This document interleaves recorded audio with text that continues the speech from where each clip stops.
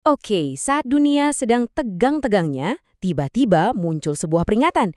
Dan bukan sembarang peringatan. Ini datang dari salah satu wilayah paling termilitarisasi di dunia. Yap, Chechnya baru aja mengirim pesan.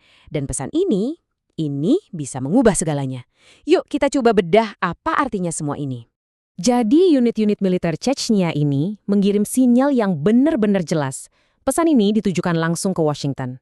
Ini bukan cuma gertakan diplomatik biasa loh. Ini semacam pengumuman niat yang disiarkan di tengah ketegangan global yang lagi memanas. Dan sinyal keras ini punya satu syarat yang spesifik banget. Invasi darat oleh Amerika Serikat ke Iran. Jadi kalau pasukan darat Amerika Serikat sampai diterjunin, nah disitulah pasukan Chechnya bilang mereka nggak akan tinggal diam.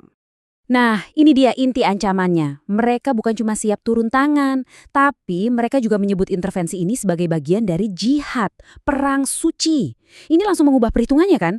Dari sekedar manuver militer, jadi sebuah deklarasi ideologis yang sangat kuat. Pertanyaannya sekarang, siapa sih sebenarnya pasukan ini?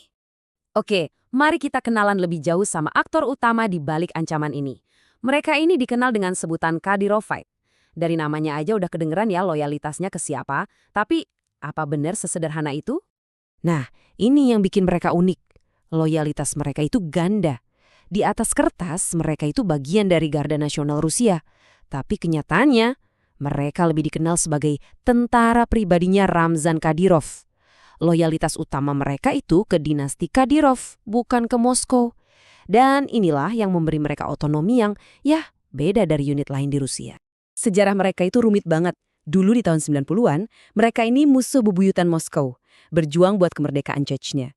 Tapi, di tahun 1999, ayah Ramzan, Ahmad Kadyrov, bikin langkah strategis. Dia membelot dan gabung sama Rusia. Sejak saat itu, mereka berubah total. Dari pemberontak, jadi salah satu alat kekuasaan Kremlin yang paling setia, dan juga paling brutal. Tapi, di balik citra mereka sebagai pejuang yang loyal itu, ada reputasi lain yang jauh lebih kelam. Coba kita lihat sisi lain di balik propaganda yang sering mereka pamerkan. Di zaman sekarang, apalagi pas invasi ke Ukraina, mereka jadi terkenal banget gara-gara media sosial. Mereka ini rajin banget posting video aksi mereka di platform kayak TikTok. Sampai-sampai banyak yang ngejek mereka sebagai prajurit TikTok yang lebih mentingin citra daripada aksi tempur yang sebenarnya. Tapi, citra keren di media sosial itu bertolak belakang banget sama tuduhan serius yang mereka hadapi. Banyak organisasi HAM menuduh mereka melakukan pelanggaran berat, mulai dari penculikan, penyiksaan sistematis, sampai pembunuhan di luar hukum. Buat banyak warga sipil di Chechnya, mereka ini adalah pasukan yang paling ditakuti. Dan ini mungkin poin yang paling bikin merinding. Kebrutalan mereka itu ternyata bukan cuma buat musuh. Sumber akademis seperti dari US Army War College Quarterly mendokumentasikan peran mereka sebagai unit pendisiplin di dalam militer Rusia sendiri. Bayangin deh, tugas mereka itu memastikan pasukan Rusia lainnya nggak mundur, bahkan kalau perlu pakai cara penyiksaan atau eksekusi. Jadi biar jelas ya, di propaganda mereka itu digambarkan sebagai pasukan elit di garis depan. Kenyataannya, peran mereka jauh lebih gelap dari itu. Mereka ini semacam pasukan penghalang di garis belakang.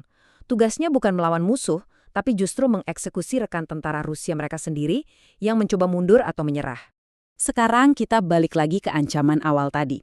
Setelah kita tahu siapa sebenarnya para Kadyrovite ini, kita jadi bisa lihat betapa berbahayanya potensi intervensi mereka di Timur Tengah. Skala potensi konfliknya ini luar biasa besar. Iran kabarnya udah mengerahkan 1 juta pejuang buat menghadapi invasi darat AS. Bayangin aja seberapa besar medan perangnya. Nah, sekarang coba tambahkan pasukan seperti Kadyrovite ke dalam situasi yang udah panas ini. Ini udah kayak resep bencana. Skenario eskalasinya bisa kira-kira begini. Dimulai dari perang antara AS dan Iran. Terus Kadyrovite masuk sesuai ancaman mereka.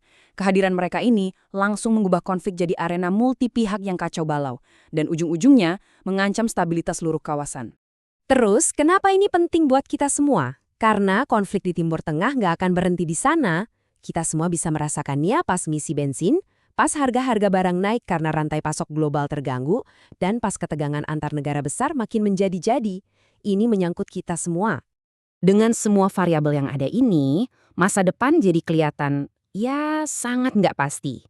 Kita sedang dihadapkan pada sebuah skenario yang sangat berbahaya. Ini dia pertanyaan intinya yang perlu kita pikirkan.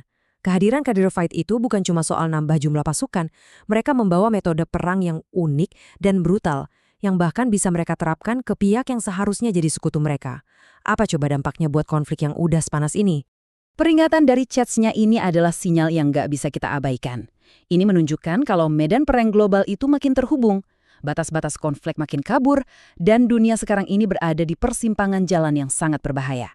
Satu langkah yang salah bisa memicu api yang nggak terkendali.